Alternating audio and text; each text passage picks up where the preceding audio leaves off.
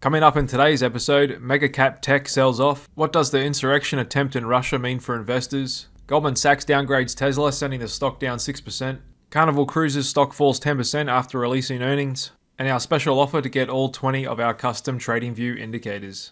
Welcome back to Click Capital, everybody. I hope you had a relaxing weekend, and what an interesting weekend it was. I'm sure a lot of you were watching the news as the mercenary group Wagner in Russia was making its way towards Moscow in what was looking like the stage set for a diabolical civil war and internal uprising, potentially looking to take out Putin, only to be suddenly stopped and withdrawn under strange circumstances, but we'll get a bit more into that a bit later. And so just looking at the heat map here today, we continue to see that bifurcation in the market, this time with mega cap tech coming off quite a bit. And this could be the market giving us a bit of a signal when you see these big moves like this really contained just to the handful of names. So we're seeing volatility in these mega cap techs. That's the market telling us that there's something is up. And I just switched it over to the year-to-date performance, and you can see how much mega cap tech has outperformed year to date. And so it looks like there was a bit of profit taking here today. And of course, with the events that took place over the weekend, we saw energy stocks well supported today, as well as the utilities and industrials as well. And just looking on the charts here, we can see the SP500 did come off almost 0.5%. in what's looking still like a bit of a soft, orderly pullback here. However, the NASDAQ came off quite a bit more today, 1.34%, and finished on its lows. But then contrasting that, we had breadth in the market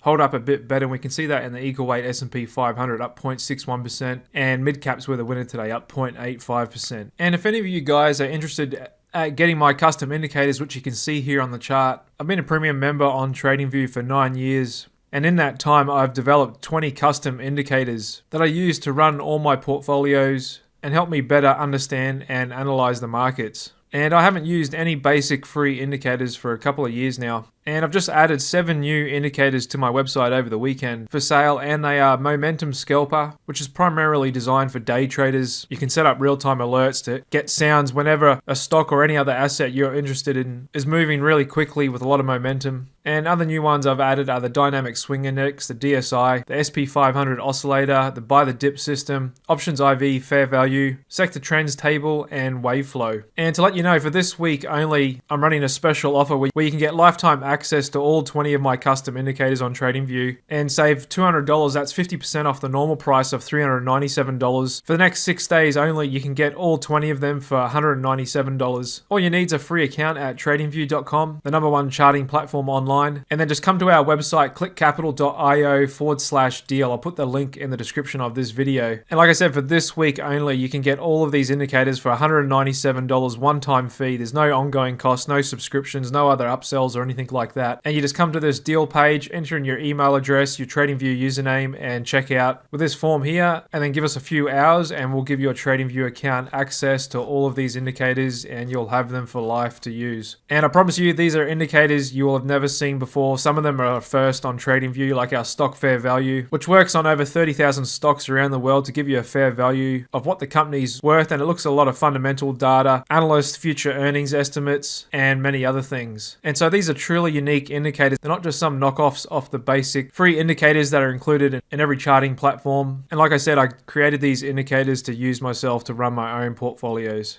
So make sure you head on over to clickcapital.io/deal and take advantage of this offer this week. And if you do change your mind, I'm offering a 7-day money-back guarantee, so there's no risk to trial them out and give it a go at least. Okay, back to today's news, and I'm sure you all saw the events unfold in Russia over the weekend with a bit of internal mutiny going on over there. However, it does appear at this stage to have stopped, and Putin may have negotiated his team out of this internal attack for now. But what does that mean to us investors and traders going forward? Well, the most sensitive asset to all of this is, of course, crude oil, and that was pretty much a muted reaction today, basically unchanged here at $69.50 a barrel. And there's a couple of ways to think about this. So generally, heightened geopolitical tensions is supportive of crude oil prices and can make them spike, because any spillovers in wars or anything like that can threaten the actual supply chain of oil, including production and distribution. However, on the other side, some analysts say now Putin will be more inclined to sell as much oil as he can,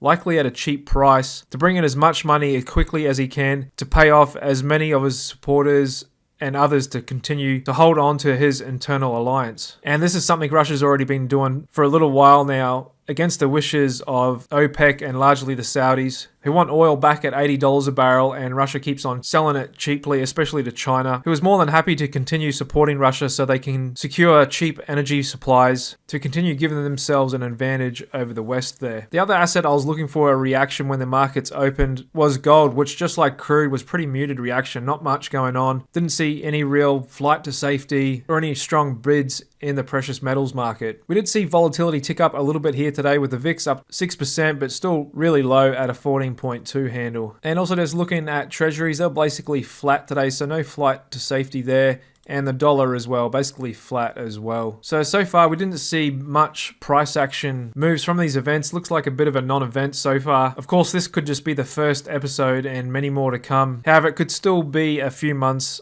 away before we see the next uprising and potential insurrection within Russia. But for now, the market looks to have shrugged it off as a nothing burger. Another news out today, Goldman Sachs becomes the third broker in recent weeks to downgrade Tesla stock, bringing its rating down to neutral on claims its valuation is high. And just looking at the chart here of Tesla, we finished down today 6% to 241.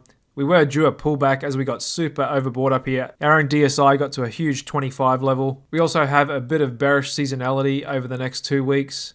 And the stock finished pretty weak here, right at its lows, and we're selling off a bit more in after hours as I speak. And just looking at our stock fair value indicator, it's got fair value at 235, so it's pretty much sitting right at fair value at the moment. And so I wouldn't be surprised if it comes down and tags the 50 bar VWAP over the coming week or so. And while we're here, we'll just have a quick look at the other mega cap techs, which came off a bit here today. Here's NVDA down 3.7% on these strong bearish divergences in our custom indicators here that I've been talking about for the past week or so. And there's Microsoft almost back at its 50 bar on bearish divergence. Same with Amazon. Google actually closed underneath its 50 bar for the first time in a couple of months. And the other big stocks all as well have reversal patterns going on in them. And there's crowd favorite with all the AI hype, C3 AI closing below its 50 as well and looking pretty weak here. Another news out today, we had Carnival Cruise Lines report earnings, and even though they beat on revenue and provided some positive guidance, the stock actually fell off hard in the morning, did recover somewhat in the afternoon, as we can see on this 15-minute chart here. However, we still finished down 7.5% and off a little bit more in after hours. And just looking at the daily chart, we did put in a bit of a hammer candle formation, so we'll see if that holds tomorrow and the next day. And one of my shorts, Royal Caribbean, came off a little bit on that news and is now in negative territory on our hidden divergence indicator. Huge, massive bearish divergence here, so we're going to look to see if this can play out. And so just looking at Carnival's numbers, their earnings did beat by 7.8%. They did report record bookings and did give some upbeat commentary going forward. However, the problem is if they're hitting record revenue and everything's great, then why are they still losing money? And I think a big structural problem these cruise liners have is ever since COVID, the last couple of years, they've been largely running on debt and significantly increased their debt, with Carnival total liabilities at $44 billion. That's against a market cap of $18 billion. And same with Royal Caribbean. They got total liabilities at $30.9 billion against a market cap of $25 billion. And in my experience, whenever companies have debt exceeding their market cap, things can get a bit slippery. And any problems in growth or revenue or any other internal problems can cause a highly elevated stock that's loaded with debt to really fall, and fall pretty quickly if it does. So I'm going to continue holding my short here, and we'll just follow the price action and news.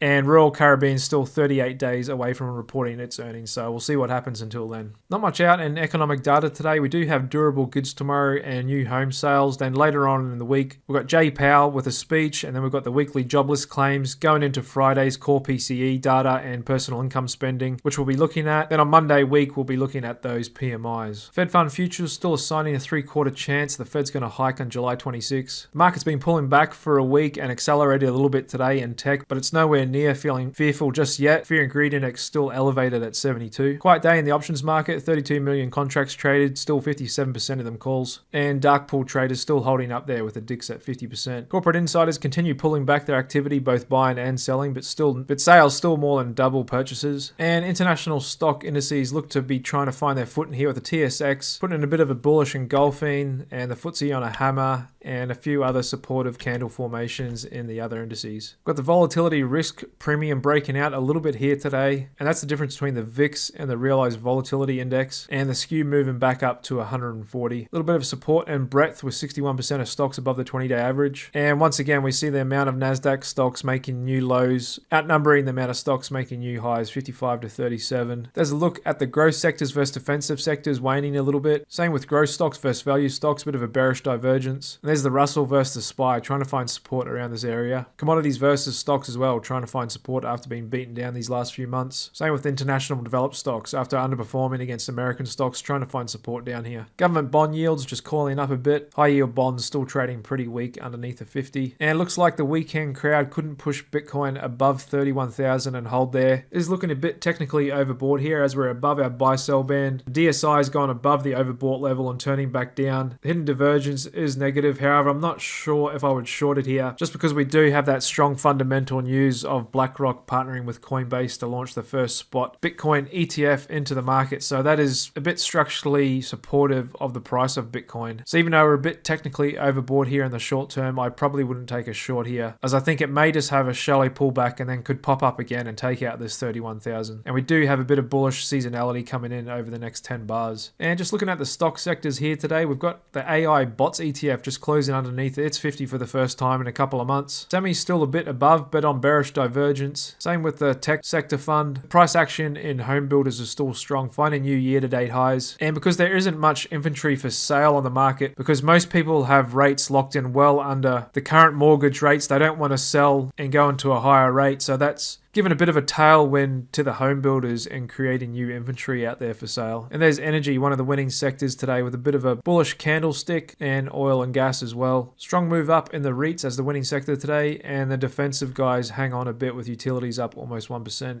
And there's a look at ExxonMobil on bullish divergences as well, looking to find support here. And after a bit of a weak close on Friday, the regional banks had a little bit of a bounce here today, and the big guys a little bit as well, trying to find support above their 50 days and hold on to these short-term uptrends. And just look at our SP 500 oscillator, which I designed specifically to be used on the daily time frame on the SP 500 index and to help you identify overbought and oversold levels. And we got up to a huge reading a little bit over a week ago when the oscillator made it up to 65.3, which is a pretty high reading. And the market's pulled back a little bit since then, but we're yet to see a decent sized correction yet. However, we typically see those big down moves after the market's already pulling back, and then it just kind of accelerates to the downside.